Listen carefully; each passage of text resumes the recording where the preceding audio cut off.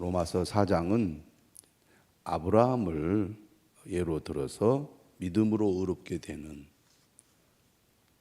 것에 대해서 말씀하고 있습니다. 이 내용과 관련된 핵심 구절은 로마서 3장 28절의 말씀이죠. 그러므로 사람이 의롭다 하심을 얻는 것은 율법의 행위에 있지 않고 믿음으로 되는 줄 우리가 인정하노라. 사람이 의롭다 하심을 얻는 것은 믿음으로 되는 것이라는 것입니다. 그것을 창세기에 나오는 아브라함,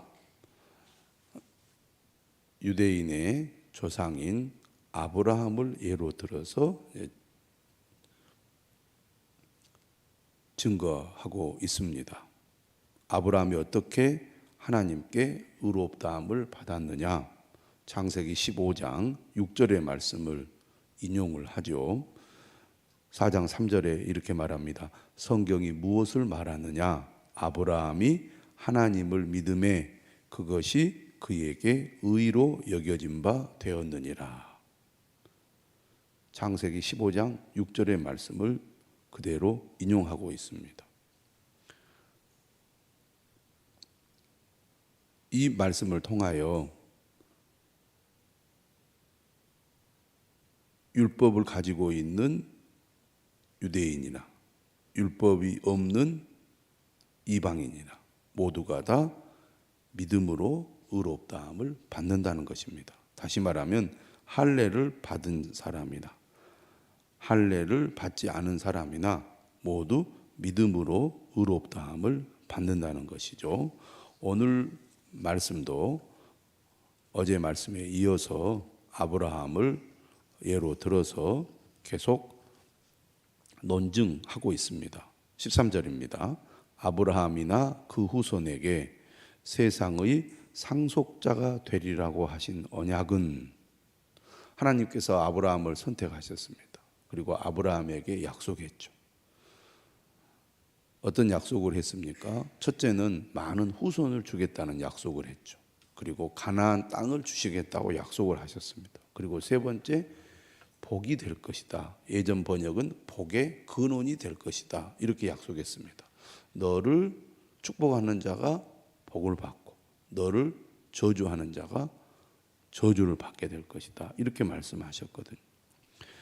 아브라함과 그 후손이 세상의 상속자가 될 것이라는 약속을 받은 것은 율법으로 말미암은 것이 아니라는 것입니다. 오직 믿음의 의로 말미암은 것이라는 거죠. 그러면서 14절은 말합니다. 만일 율법에 속한 자들이 상속자이면 믿음은 헛것이 되고 약속은 파기되었느니라. 율법에 속한 자라는 것은 할례를 받은 유대인들을 가리키죠. 그들이 할례를 받았기 때문에 상속자라면 하나님의 약속, 믿음으로 의롭다함을 받은 아브라함의 그 믿음과 아브라함이 받은 약속은 다 헛것이 되고 파기된다는 것입니다. 율법의 행위로 의롭다함을 받는 것과 믿음으로 의롭다함을 받는 것은 결코 양립할 수 없는 것이라는 말씀입니다. 그러면서 율법의 특징에 대해서 15절은 이렇게 말합니다. 율법은 진노를 이루게 하나니 율법이 없는 곳에는 범법도 없느니라. 이 말씀이 조금 어렵게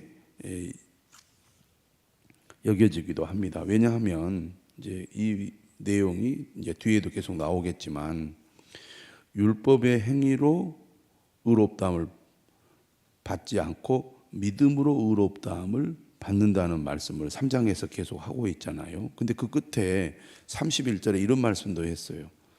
그런즉 우리가 믿음으로 말미암아 율법을 파기하느냐? 그럴 수 없느니라. 도리어 율법을 굳게 세우느니라. 율법과 믿음의 관계에 대해서 오히려 긍정적인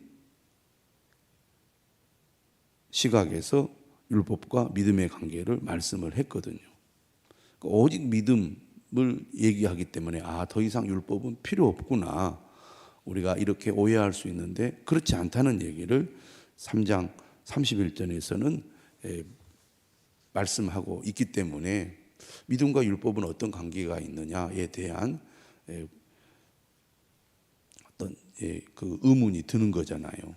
그런데 다시 여기서 또 율법에 대해서 부정적으로 진술을 하고 있습니다. 율법은 진노를 이루게 한다. 다시 말하면 율법 때문에 하나님이 진노하신다, 이런 말씀이거든요.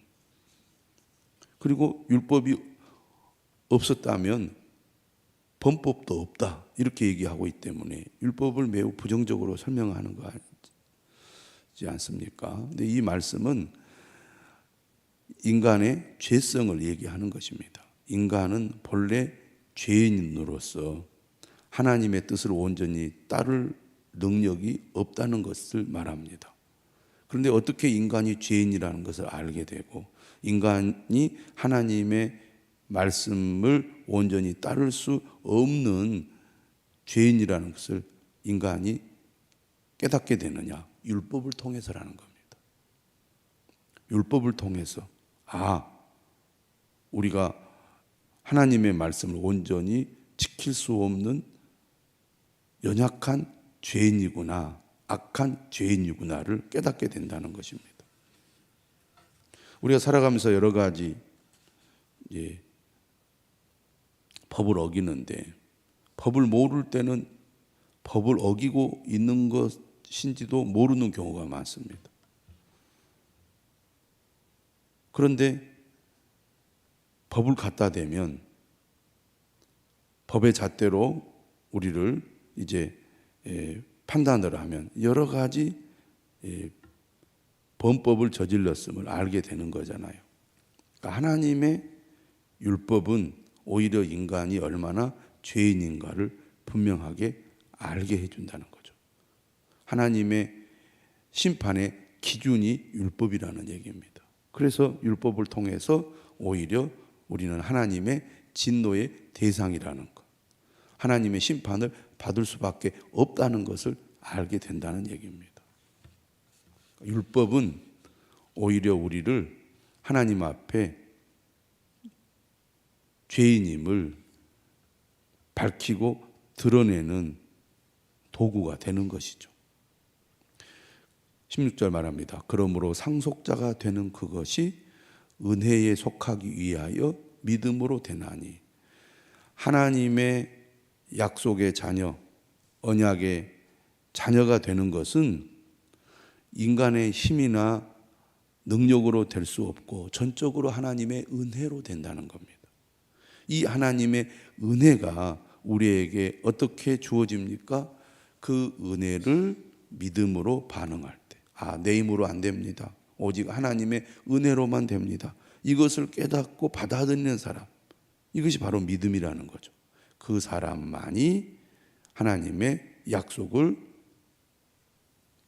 받게 된다는 얘기죠. 이는 그 약속을 그 모든 후손에게 굳게 하려 하심이라.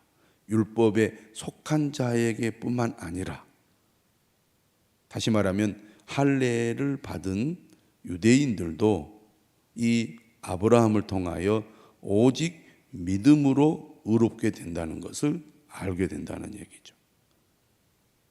뿐만 아니라 아브라함의 믿음에 속한 자, 이 사람은 누구를 가리킵니까? 무할례자, 이방인들을 가리킵니다. 예수 그리스도를 믿음으로 의롭다함을 받는 사람들도 이 아브라함이 하나님께 믿음으로 의롭다함을 받았기 때문에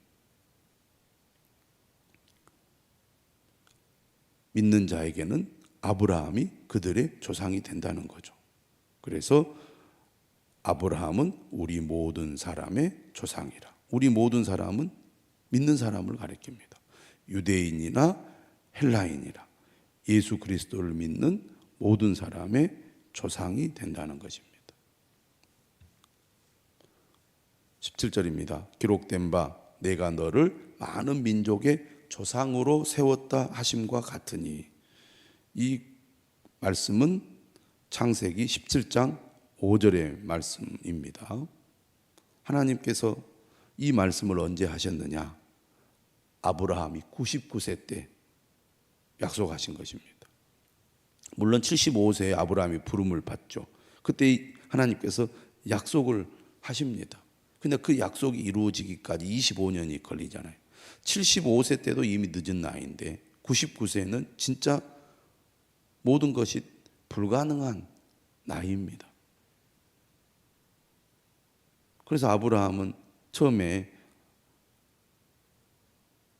하나님을 온전히 신뢰하지 못하고 있는 그 때에 그 아내를 통하여 이스마엘이라는 아들을 낳잖아요. 하갈이라는 사라의 하녀를 통하여 이스마엘을 낳게 되는데 99세 때에 하나님께서 다시 아브라함에게 찾아와서 약속을 합니다. 내가 너를 많은 민족의 조상으로 세웠다.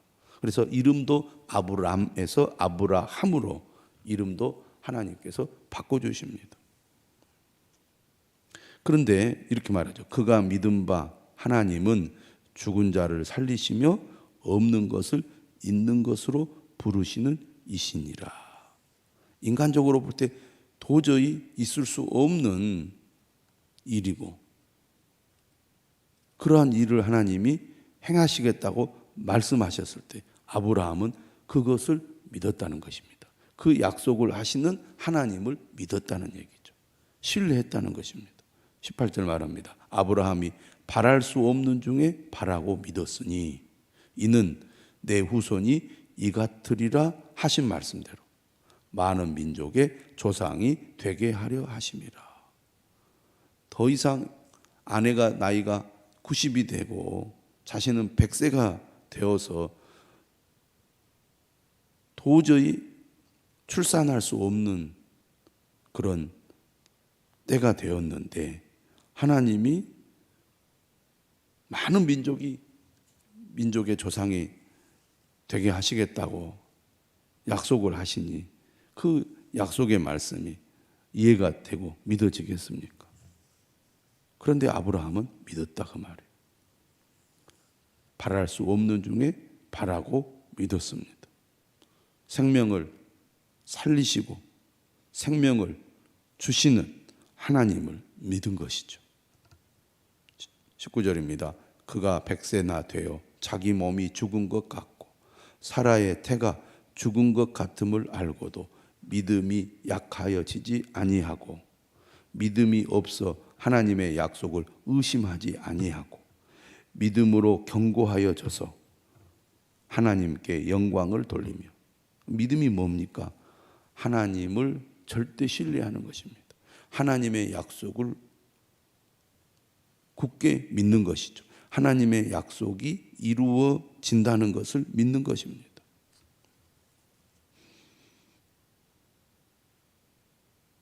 약속하신 그것을 또한 능히 이루실 줄을 확신하였으니 그러므로 그것이 그에게 의로 여겨졌느니라. 아브라함의 믿음을 통하여 믿음이 무엇인지를 여기에서 분명하고 또 확실하게 설명을 하고 있습니다. 약속하신 그것을 능히 이루실 줄을 확신하는 것. 도무지 믿을 수 없는 것 같은 말씀이죠. 우리가 죄로 말미암아 심판에 이르고 영원한 죽음에 이르게 되는데 예수 그리스도의 십자가의 죽음으로 말미암아 그가 부활하심으로 말미암아 우리의 죄가 사함을 받고 영원한 생명을 얻는다는 것. 어찌 그게 믿어질 수 있는 말입니까? 아브라함은 믿었어요. 오늘 우리도 오직 믿음으로만 하나님의 이 은혜를 우리가 믿을 수 있고 그 믿음으로 우리가 하나님께 의롭다함을 받게 된다는 것입니다. 23절이죠. 그에게 의로 여겨졌다 기록된 것은 아브라함만 위한 것이 아니요. 그러니까 하나님께서 창세기 15장 6절의 말씀에 하나님을 믿음으로 그가 의로 여겨지게 된 것은 단지 아브라함만 위한 것이 아니라 이후 의로 여기심을 받을 우리도 위함이라는 것입니다. 오늘 우리도 예수 우리 주를 죽은 자 가운데서 살리신 이를 믿는 자가 하나님 앞에 의로 여기심을 받게 된다는 것입니다. 예수 우리 주를 죽은 자 가운데서 살리신 이를 믿는 것. 이것이 믿음의 핵심이죠. 믿음의 내용입니다. 믿음으로 의롭다함을 받는다는 것이 구체적으로 뭐냐? 예수 우리 주를 죽은 자 가운데서 살리신 이를 믿는 것을 가리킵니다. 이게 복음의 핵심이죠. 예수님의 십자가의 죽음과 부활, 이게 복음의 핵심입니다. 이 그리스도를 믿는 자가 의롭다함을 받습니다. 하나님 앞에 의로 여겨진다는 것입니다. 인간은 모두가 죄인이기 때문에 의로우신 하나님 앞에 설 수가 없습니다. 하나님의 영광에 이르지 못합니다. 그런데 하나님께서 예수 그리스도를 믿는 자를 의롭다 여기셨기 때문에 우리가 하나님 앞에 설 수 있다는 것입니다. 불의한 우리가 어떻게 하나님 앞에 의롭게 되겠습니까? 오직 믿음으로 된다는 거죠. 이 모든 것을 누가 다 준비하시고 마련하시고 이 문제를 다 해결하셨습니까? 하나님이십니다. 그래서 은혜죠. 어떻게? 우리 대신 예수님을 죄값을 치르게 하심으로. 그게 25절에 이렇게 말합니다. 예수는 우리가 범죄한 것 때문에 내줌이 되고, 우리 죄를 대신해서 죄값을 치르신 것입니다. 십자가의 죽음을 가리키는 거죠. 또한 우리를 의롭다 하시기 위하여 살아나셨느니라. 예수님께서 우리를 대신하여 십자가에 죽으셨음을 확인해 주는 것이 예수님의 부활입니다. 그래서 이제는 우리가 하나님 앞에 의롭다 여겨지는 거죠. 다시 말하면 죄인이었던 우리가 예수님으로 말미암아 무죄가 선고된 것입니다. 우리의 의지나 노력으로는 하나님 앞에 의로우신 하나님 앞에 무죄하다는 선고를 받을 수가 없어요. 그런데 예수님께서 대신 우리의 죄값을 치르셨기 때문에 하나님이 예수님으로 말미암아 우리를 향하여 너는 이제 무죄하다고 선언해 주시는 것입니다. 그래서 하나님 앞에 우리가 나아갈 수 있게 된 것이죠. 이 모든 것이 은혜이고 이 은혜를 우리가 믿음으로 받게 되는 겁니다. 예수는 우리가 범죄한 것 때문에 내줌이 되고 또한 우리를 의롭다 하시기 위하여 살아나셨느니라. 이 은혜를 우리는 받은 사람입니다. 이 은혜를 우리가 지금 누리고 있습니다. 오직 믿는 자만이 누리는 복입니다. 이 은혜와 이 복을 감사하고 또 감격하고 기뻐하면서 하나님을 찬양하는 저와 여러분들이 되시기를 바랍니다.